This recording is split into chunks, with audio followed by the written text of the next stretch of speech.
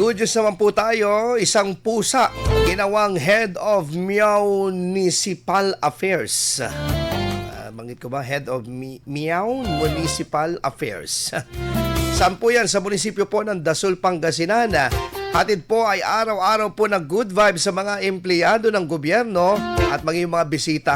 Ikwento mo ang Idol Ruru Hugotero ang good news. Hindi tao pero certified crowd favorite sa munisipyo ng Dasol ang isang munting opisyal na may nakakatuwang titulo. Siya si Soldi, ang pusang kinilalang Head of Municipal Affairs. Araw-araw, hatid ni Soldi ang good vibes sa mga empleyado at bisita ng munisipyo.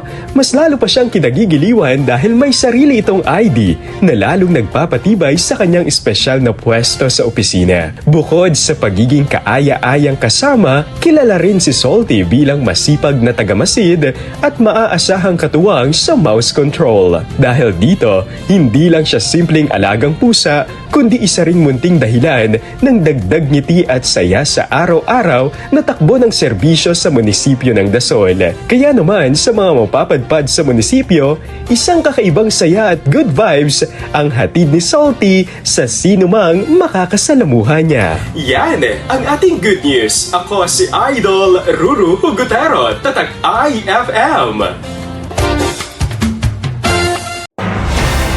IFM News. IFM News. IFM News.